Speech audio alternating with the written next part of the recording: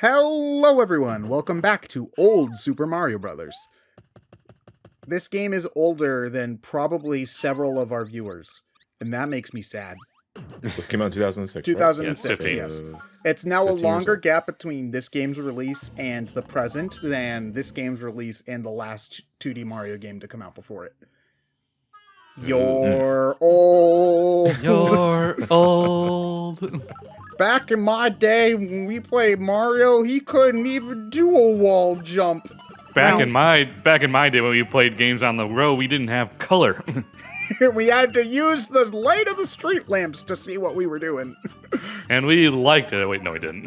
Last part, I tried to make a bit of a point about Nintendo and milking things that I never actually got around to making because the discussion just sort of went off Spiraled on its out of own control. direction. As it does.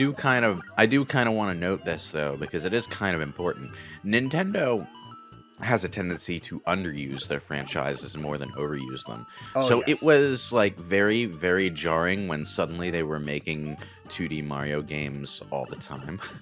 Yeah, that's a good because point. again, we mentioned the time gap once more. Yeah, it's weird because even though Mario is Nintendo's flagship franchise, like for There was no original Mario game on Game Boy Color. There was no original Mario game on Game Boy Advance. there was one. I mean, Mario's face is always on stuff because they're always releasing spin-offs, but that's part of what keeps the character in the consciousness, which also made the main games fresh. You know.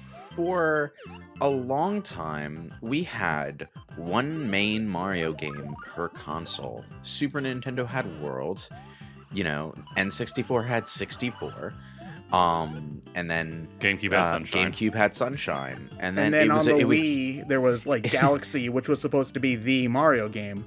Then we got Galaxy 2. Galaxy it was 2 and Wii. It was a bit of an event when suddenly we have a direct sequel on the same console. Wow. Yeah. But Either way, Mario, besides having that mainline game, was mostly just seeing life in spin-offs. yeah. And until this game and afterwards, that's pretty much how you were getting more Marios. Like, oh, okay, I already played Mario Sunshine. I guess I could look forward to the next 3 or 4 Mario parties. Yeah, and honestly, that's a good thing when you Mario think and all that. about it because, as Lewis points out, Nintendo tends to underuse franchises a lot of the time. It's a good thing we don't get a new 3D Mario game every year because we'd get sick of them, as we have gotten sick of 2D Mario games. Yeah, you know? you get sick of them. The quality tends to drop, and it generally allows the development teams to do something else. Because not doing Mario all the time for everything meant we got, a big old Donkey Kong game or a big old Metroid game or something like that. Yeah.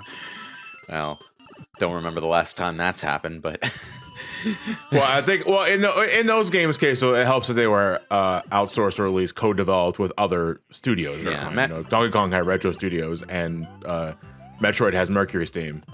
Yeah, well, remember that weird time during the GameCube era when we got way more Metroid games than Mario games? That's a good point miss now those that you days. think about it.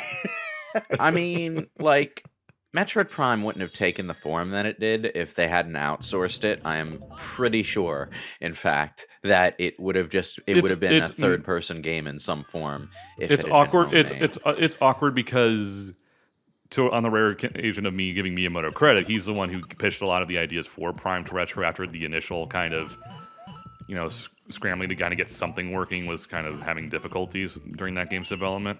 Well, it's just interesting because 3D gaming was still fairly new when Metroid Prime came out. Like, it was 2003, I think? 2. 2? Yeah, so it's still fairly new to 3D gaming. And trying to make a Metroid game is a big task. So I appreciate the risk taking. And honestly, I think that I miss that spirit a lot in games, the kind of let's take a risk. And risks don't even have to be gameplay wise. Like, for example, a lot of the complaints about New Super Mario Bros. Is aesthetic. Like, we think that these games look boring. And I think that's fair. Graphics are important for a game because it's like you use your eyes No, to look Ted, at don't it. you know? Graphics literally don't matter. It's all about the gameplay. Let's go back to Vectrex graphics. Because Yeah, graphics I'm don't sure matter. that Breath of the Wild would be great if Link were a literal block. and you ran around as a block. Isn't that just Minecraft? Okay, good point, well made. On the subject of the old graphics don't matter argument, like, I get where people are coming from, because a lot of games oversell themselves on graphics. Yeah, but Like- I'm just thinking, like, did any of you guys play the Ghosts and Goblins Resurrection? I've not. No, but it looks great. It Yeah. visually looks great, so I know what you're getting at. But that's- Imagine a Mario game that was animated like that. Not with that specific art style, but with that kind of animation. That would be awesome. I would love a Mario game that looked like that.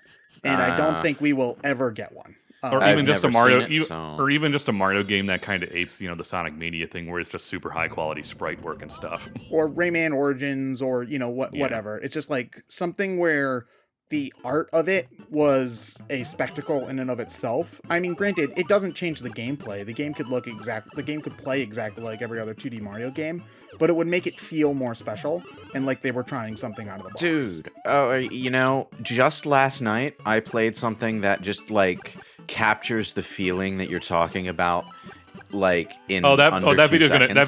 video's gonna go up before this video. You can say what it Well, is. actually, yeah, you're right. 2 games I played just last night that capture the feeling you're talking about. The first one is Kenna Bridge of Spirits, which probably surprises no one because it just came out and it's very pretty. Is that game Yeah. on PlayStation 4?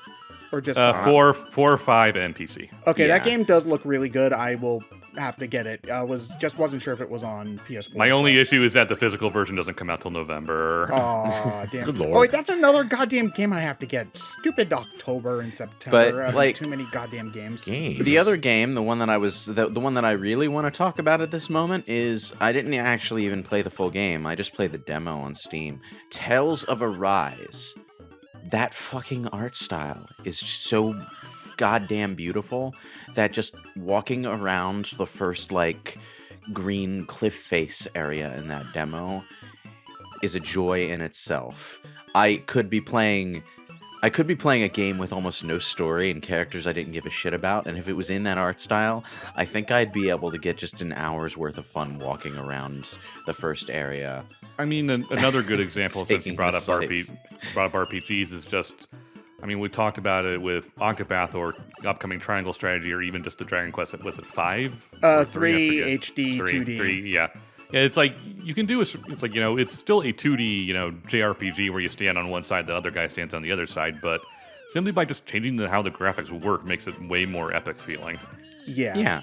And this is the kind of thing that I'm trying to get across is that, like, yeah, you can talk about gameplay over graphics all you like, but when you get down to it, video games are an interactive visual medium, and they are at their best when all of the elements harmonize. you know? Exactly. Like, I don't think people would have cared as much about, like, the original Kirby's Adventure on NES if it didn't push the NES so hard at that point. Like, it was Yeah. graphically impressive in a time when people were playing 16-bit games, for example. It's not even a matter. Here's even simpler example. Everyone, however, not everyone, but a lot of people complain the usual yearly gray-brown shooter, and then Splatoon comes out. It's like, hey, there's color, and you can do bright, silly things with it. It's like you're fundamentally still running around and shooting people. Yeah, exactly. I mean, honestly, like, that's one of the big...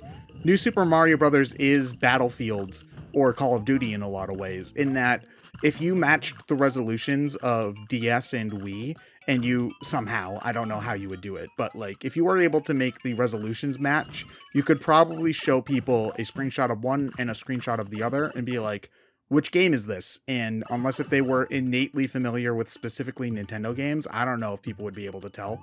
Like if you showed me a picture of Call of Duty Black Ops and Call of Duty Modern Warfare 3, and you were like, which one is which? And I looked at it, I would be like, I don't know. Dude, I just want to play Mario. Leave me alone.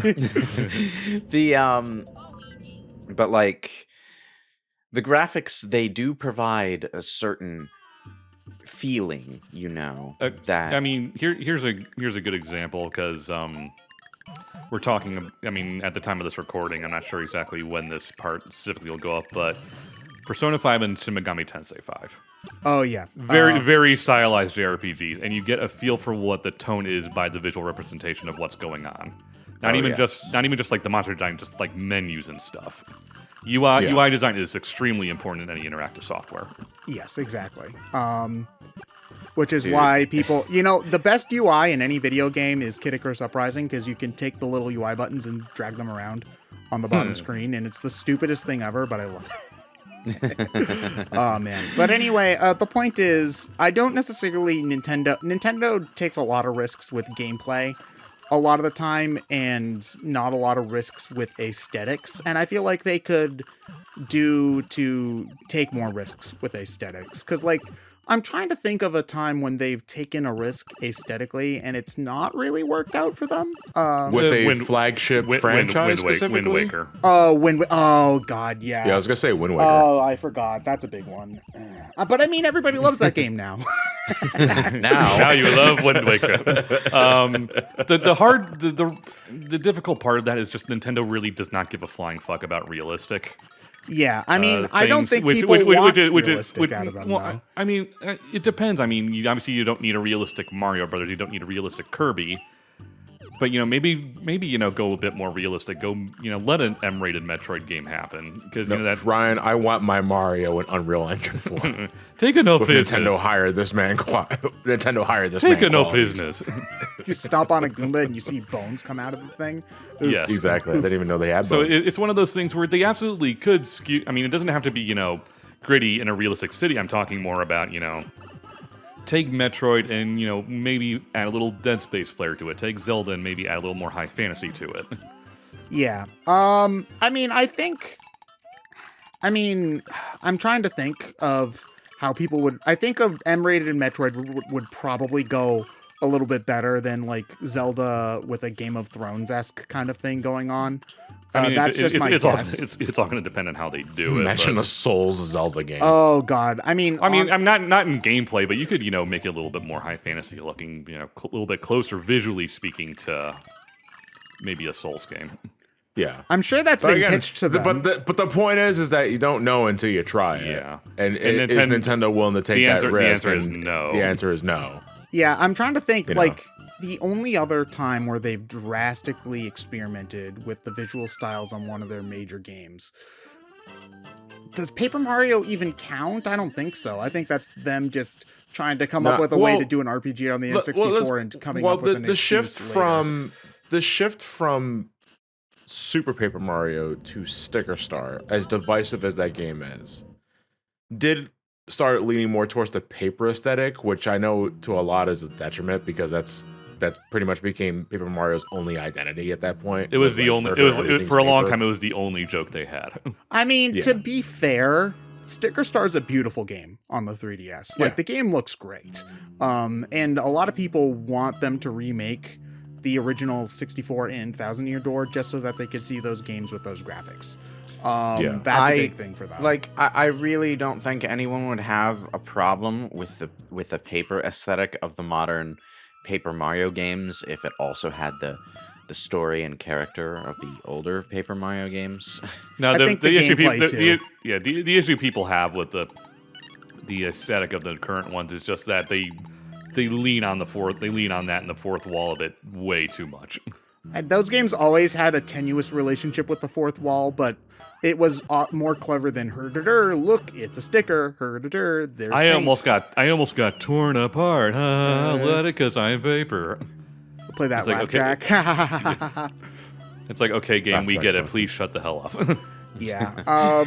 But I mean, I guess there's like the Yoshi games with the yarn. Oh, I guess Kirby's Epic Yarn kind of went into that kind of realm too. But I mean, Kirby's Epic Yarn's weird because it's not a Kirby game. no, it very much isn't. It's not a Kirby game like how Star Fox Adventures is not a Star Fox game.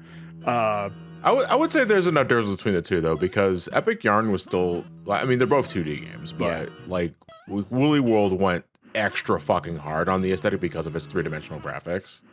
Honestly, like, I guess you could call that a risk, and it paid off because people Yeah. love the way Whirly World looks. And you know what? I really like the way Crafted World looks too. Now, the way Crafted World looks is great. It's the gameplay problems. Oh man, Yeah. don't you love going into the same level 5 times to get 5 different things, even though you pass the first 3 things on the second run and you can't pick them all up at once?